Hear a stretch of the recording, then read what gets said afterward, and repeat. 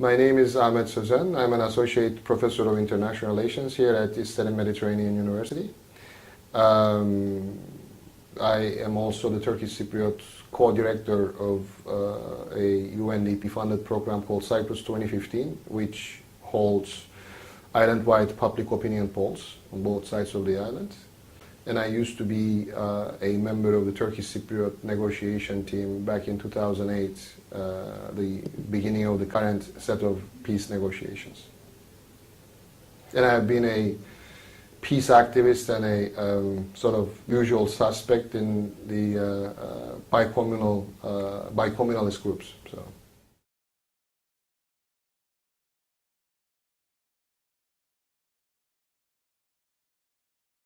I think that the real problem in Cyprus, and I'm not going to talk about dates, is the problem of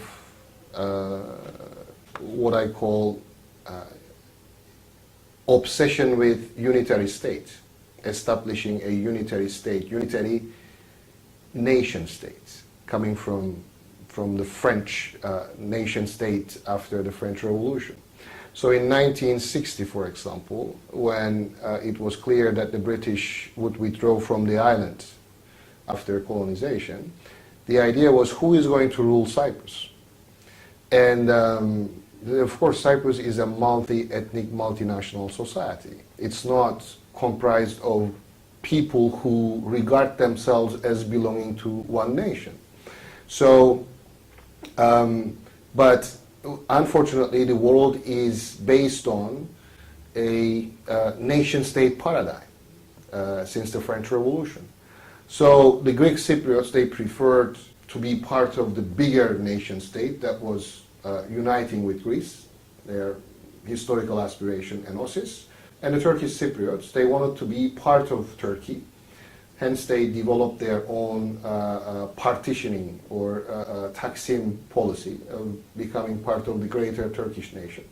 And basically the problem was this fight between these two nationalist theses, each one trying to establish its own nation state.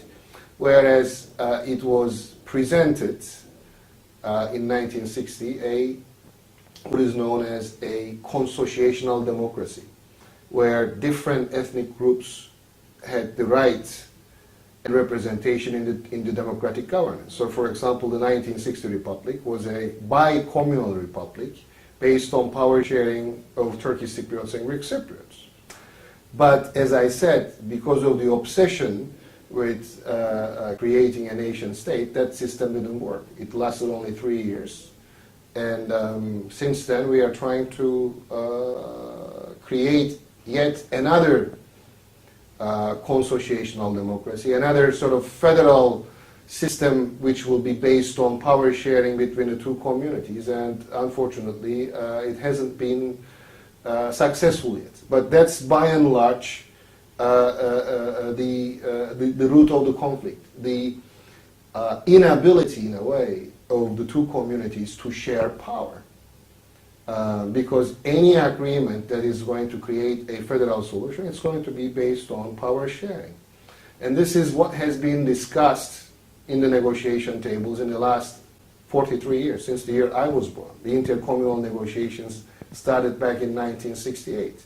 And always the idea is to create a structure which would be based on power sharing between the two communities. But yet, we are not there.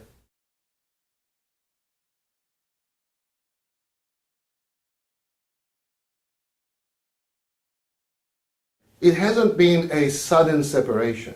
The first division in the island took place in the late 50s, in the second part of 50s to be exact. And it was the Greek Cypriots, by and large, EOKA movement, their independence movement, but different from other independence movements, because in independence movements in Africa and elsewhere in the world, the movements were about to get their independence and create their own independent nation state or sovereign state. But in Cyprus, the idea of Greek Cypriot community was to unite with Greece. So their struggle was not supported by the Turkish Cypriots.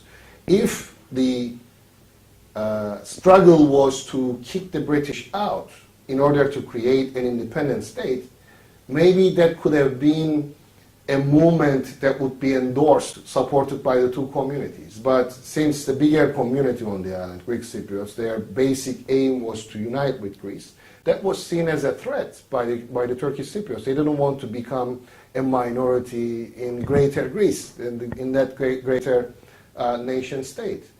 So the fightings, the intercommunal fight broke out in the 50s, in the second half of the 50s, and it is then that the Green Line, sort of a buffer zone, was drawn between the Turkish Cypriot and Greek Cypriot quarters that separated the Greek Cypriot quarters of Nicosia, for example, from the Turkish Cypriot quarters of Nicosia. So the first division or separation, the wall, if you may, came in the second half of the 1950s. And we have experienced that in different times since then. For example, after 63 constitutional crisis and the ethnic violence, there was another division where Turkish Cypriots were concentrated in ghettos, in enclaves, which was a different type of separation or division. And after 74, Greek Cypriot, Greek coup d'etat and Turkish military operation. Following that, 1 year later, there was population exchange agreement. And after 75, the island has a different division. This time, it is by and large divided into two zones. So there is a different feeling of division after 74. And for example, after 2003, to be exact, 23rd of April 2003, when certain checkpoints were opened that allowed people to cross from one side to the other side, then we have a different type of separation. There is sort of separation, but at the same time, sort of free movement of people between the two sides. So we have been experiencing division and separation in our, let's say, recent history of 50, 60 years in different ways, in different time periods.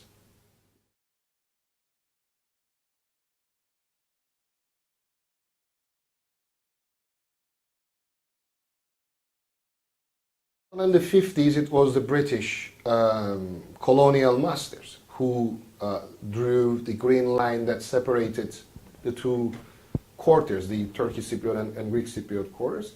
The idea of a buffer, in its dictionary meaning, is to separate two things, to play a buffer, meaning that you prevent sort of communication, you prevent contact, so that if the two sides are adversarial sides, if they are sort of perceiving each other as enemies, the buffer will prevent them from killing one another. So I don't think that necessarily a buffer is a negative thing.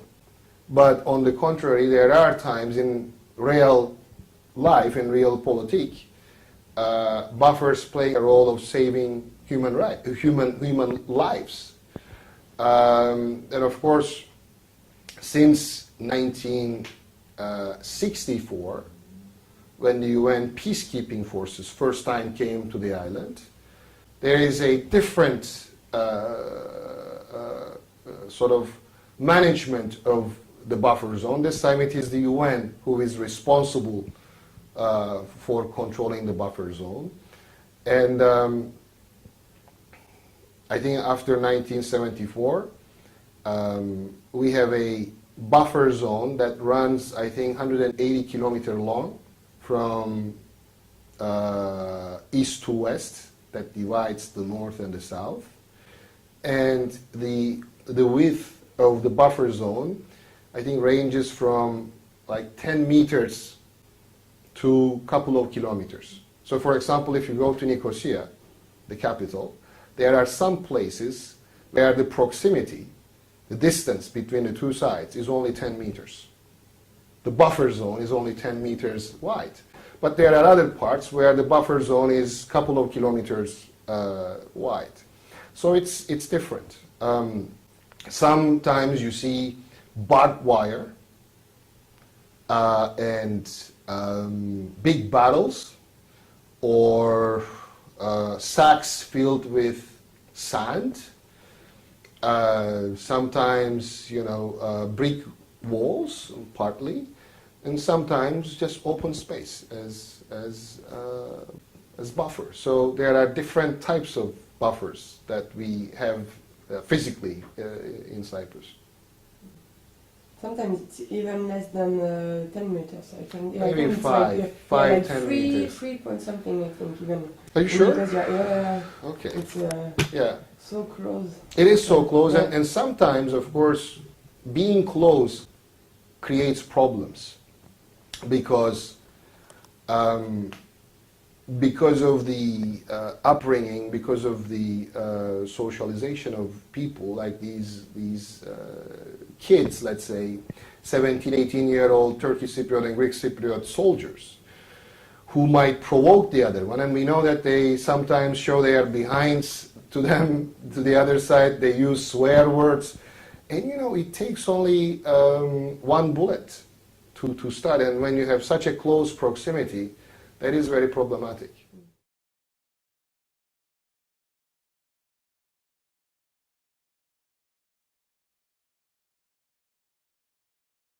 I think concretization of division is up in people's minds, not physically. That's my own opinion. And until we solve some of the substantive issues of the Cyprus problem, such as property issue, which is, there are Greek Cypriot property in the northern part of the island. There are Turkish Cypriot property in the southern part of the island. While these are unresolved, how are you going to erase the buffer zone? You have to also think about it in a real sense, in a realistic sense. So I think that unless we solve all the substantive issues of the Cyprus problem, like property issue, like constitutional matters, how power will be shared by the two communities, that buffer zone will stay there to at least like a safety valve, that a small clash that might happen in the future will not escalate into a full-blown ethnic violence. So I think that it is still necessary, but after a solution, if the negotiations succeeds and we come up with a bizonal, bicommunal federation, then the buffer zone will, with some territorial adjustments, will transform into an administrative line. So we won't be having barbed wire dividing the two constituent states, let's say, future constituent states, but there will be some imaginary line that will delineate one side from the other one, but not barbed wire or concrete or battles and whatnot. But that requires a comprehensive solution to the Cyprus problem, not before.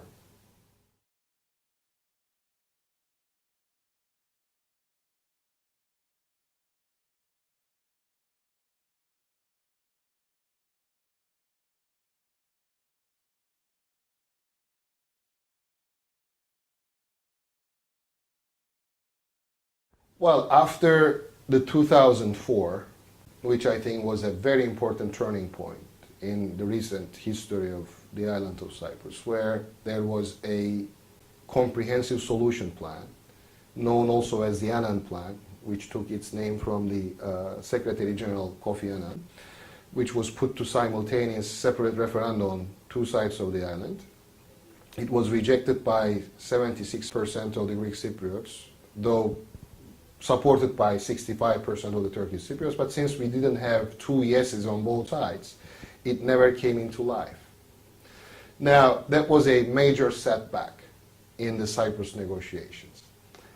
So after that, it took more than 4 years, 4.5 years actually. No, 4 years exactly, I'm sorry. The current set of negotiations, or the current round of negotiations, started in 2008, after the presidential election on the Greek Cypriot side in 2008, when Christofias came to power. The two sides agreed to separate the Cyprus issue into 6 dossiers, 6 folders. One was governance and power sharing. One was, I was part of that group, for example. One was about economic issues. The other one, European affairs. The other one, property. Fifth one was territory. And the last one is security and guarantees. Now, first the two sides started the negotiations with these working groups on these 6 issues. And then the two leaders, after a few months, taking the work of the working groups, they started face-to-face negotiations under the UN auspices. And it's been almost 3 years. 3 years that the two leaders have been negotiating. There are substantive agreements on economic affairs and EU affairs. There are a lot of convergences, as the language, as the terminology of the negotiations, meaning areas of agreements in governance and power sharing, except on the issue of the executive.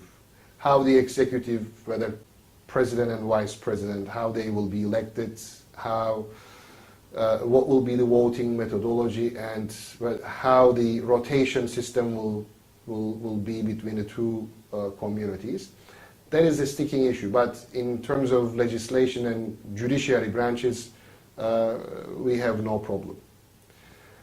So, but when it comes to property issue, the two sides agreed that the property issue will be resolved by 3 methods.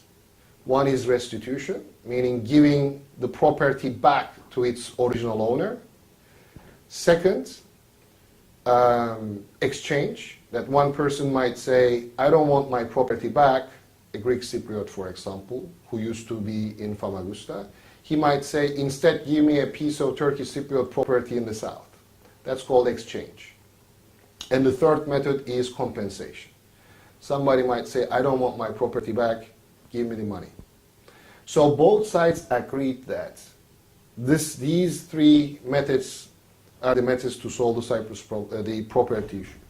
The only sticking issue, and it's very important, the Greek Cypriot side still insists that the right to choose which of these 3 methods to pick up should be given to the original owner of the property.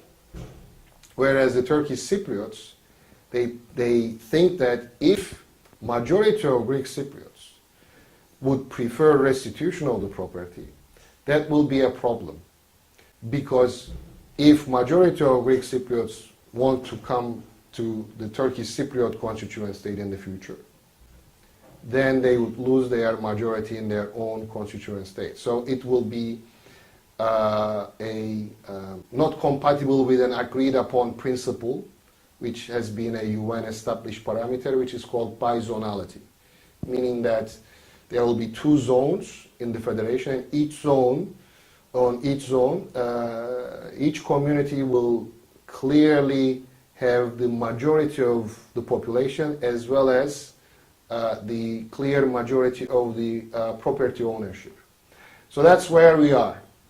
And of course, security and guarantees is an issue where, whether we like it or not, Turkish and Greek Cypriots cannot decide by themselves. Since there are 3 guarantor powers since 1960, who should be also agreeing on the future external security and governance guarantee arrangement of the future federation. So, in a nutshell, half full or half empty. Depends on how you look at the glass. You might say this is half full or this is half empty. If you ask me, I think that if the Turkish Cypriot side wants to test the real intentions of Greek Cypriot leadership, whether they are ready to share power with the Turkish Cypriots, is to directly start talking about territorial issues with property issues, linking these two, to test whether the Greek Cypriot side is genuine to want to establish a federal solution. And the real tests that the Greek Cypriots will have on the Turkish side is to go to an international conference where Turkey and the other guarantors will be, and test whether the Turkish side is ready to make compromises there. If these two methods are followed, I think that the solution can be within reach in a few months' time. But this is a very optimistic observation, because if you take into consideration that the intercommunal negotiations has been going on for a very long time, this is a very optimistic scenario. Now, this is where we are in terms of the leaders level negotiations. When you look at the public opinion polls, it is very clear on both sides of the UN divide that when you ask people the question, do you think that the Cyprus problem will be resolved by a comprehensive solution? More than 65% on both sides says no, that people lost hope. And I think that's only normal. If these things have been going on for half a century or so, what is your optimism? Where should your optimism come from? But we ask another question. We ask people, do you desire that the Cyprus problem will be resolved by a comprehensive solution? And majority, 70% plus on both sides says yes, which tells us that we have to be optimistic and pursue the negotiations. Now, what do people prefer as a solution? We asked this question on both sides of the island. The majority of Greek Cypriots, they prefer a unitary state solution where the Turkish Cypriots will be a minority, not a politically equal partner of the Republic. That's their first choice. And this is a solution model that the Turkish Cypriots will never accept. We tested this also on the Turkish Cypriot side. When you look at the Turkish Cypriot side, their first preference is to have a two-state solution, where the two sides will have their own independent administrations. And we tested this, and this is not acceptable by the Greek Cypriots.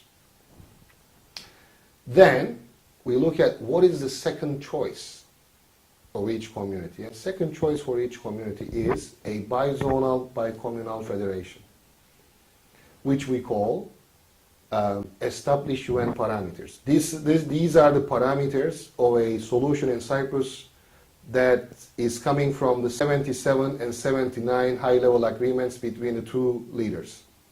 So we asked what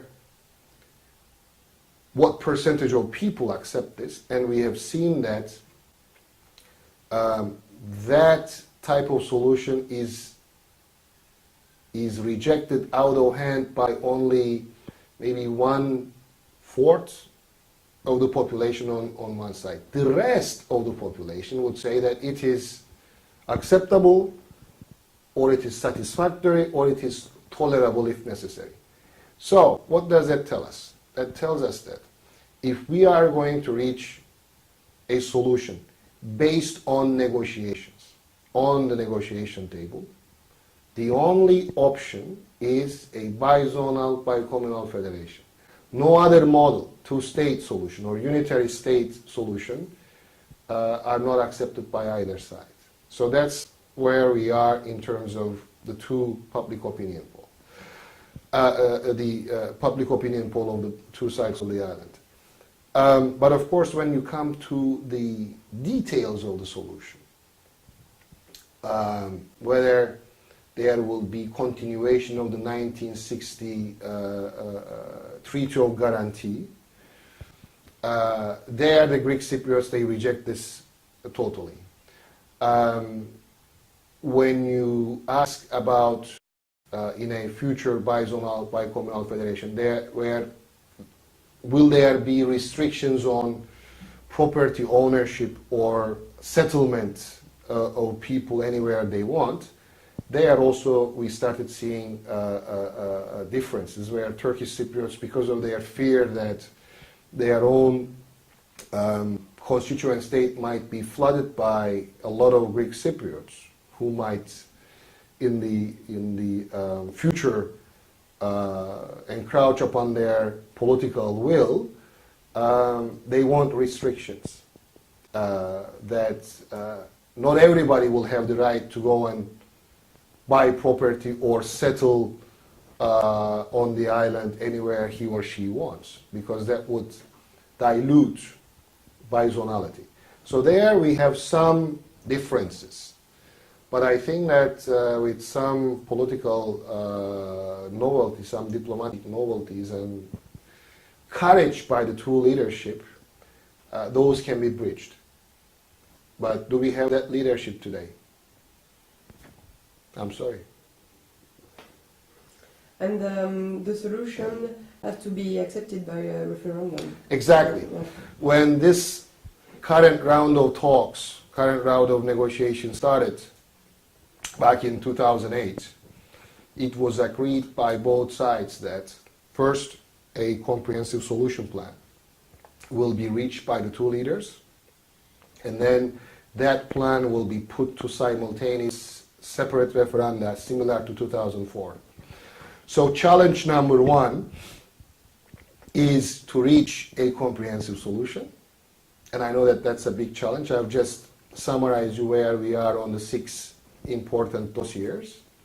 And challenge number two is to get that plan marketed to the two communities, to be bought by the two communities, and to be accepted by the two communities. And that's challenge number two.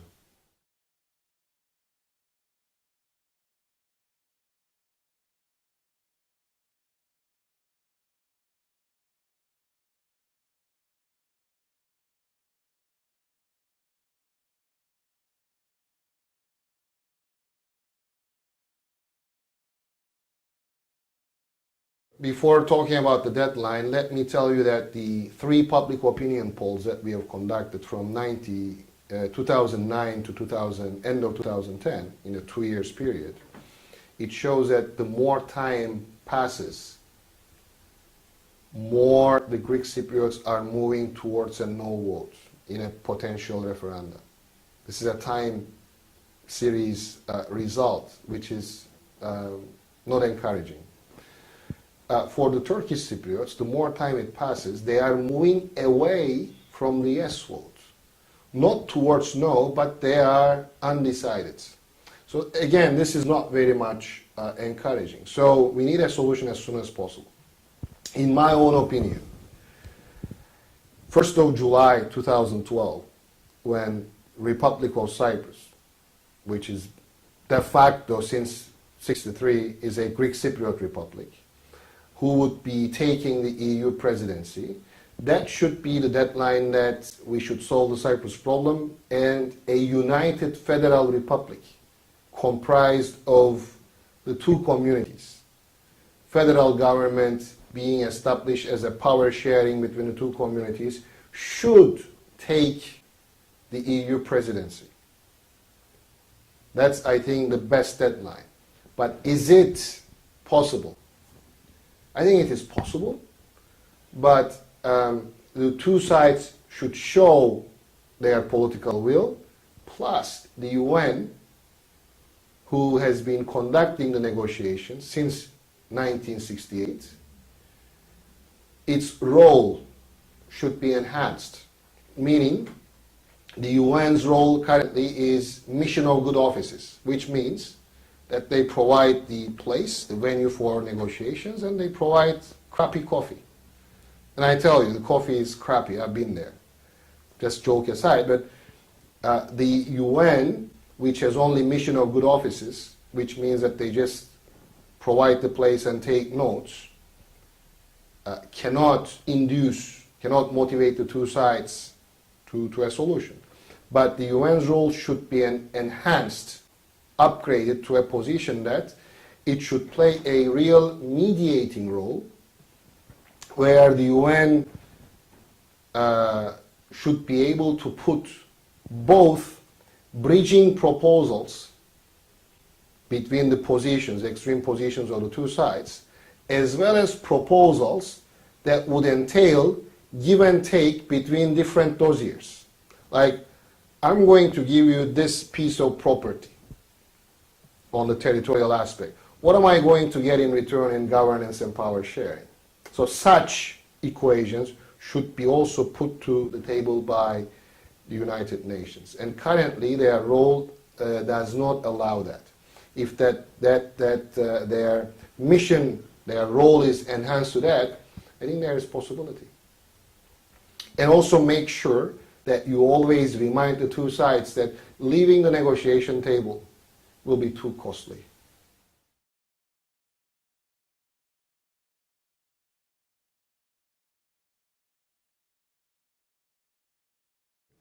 The separation between the two communities are by and large more than physical, but it's morally mental. The first contact between the two communities was in 1571, when the Ottoman Empire came to the islands, when the Ottoman Empire conquered the island, and the ancestors of the Turkish Cypriots first came to the island. Since then,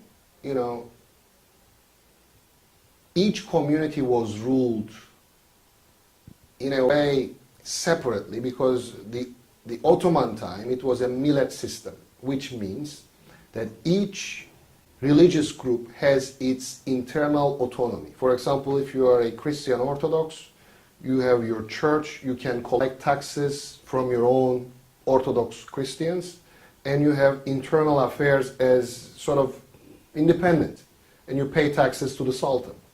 So, by and large, the two communities, the two religious groups at that time, lived separately. Although throughout time, there were some mixed villages, where in one village they used to live, both communities, people from both communities lived, but they lived as neighbors.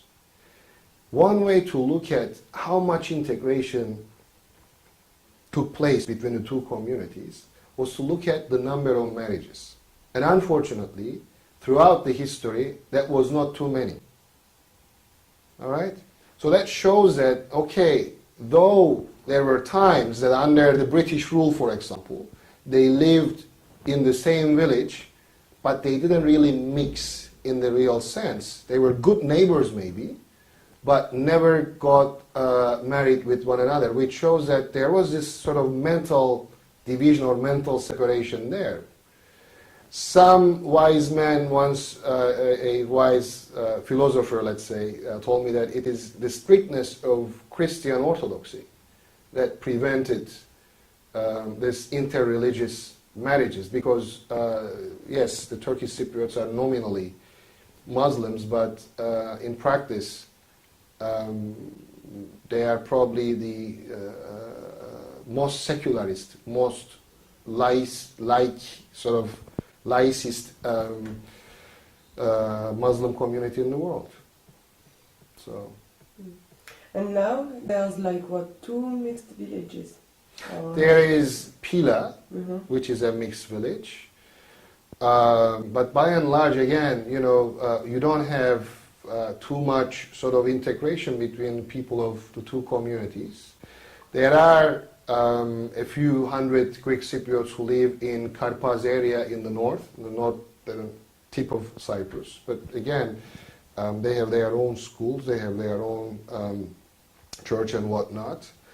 There are several hundred Turkish Cypriots who live in Limassol, in sort of Turkish quarter. But I mean, these people are not really mixed much. So the majority of each community have been living by and large separately from one another. So, for example, in the future, although I am a romantic sort of federalist, that I prefer a federal solution for all my life, I am also realist that I don't think that in the future, if we reach, hopefully, a federal solution, that it's not going to look like a marriage. So the metaphor I use for the future federation is not marriage. Because the marriage was tried back in 1960. One spouse beat the other one, and then the other spouse, with the help of the other one, with a big brother or something, beat the other one. So the marriage is gone. So what is possible, in my own opinion, I think, is a rational business partnership as a starting point. And if that happens, and if we took lessons from the history, that the two communities can at least come together and cooperate on common denominators and don't kill each other when they have differences, that's good. I call this Belgianization of Cyprus. Belgium is a federation, maybe not the best example, but they have their problems. By and large, they also have two language groups, the Walloons in the south and the Flemish in the north. It's been more than 500 days that they couldn't establish a government. Thank God, finally, a few days ago they did. But, you know, if we have a solution, a federal solution in Cyprus, let's be realistic. We are not going to have a rosy picture next day. There will be difficulties. But we should be ready as people who took lessons from the past that we will be good citizens of this federation and we will be loyal to that federation by our civic identities. If we can do that, then we will learn ways also to love one another and be more integrated. And frankly, we should do that, and we should not leave our next generations, our kids, the burden of the Cyprus problem, because it is too much time and energy consuming issue.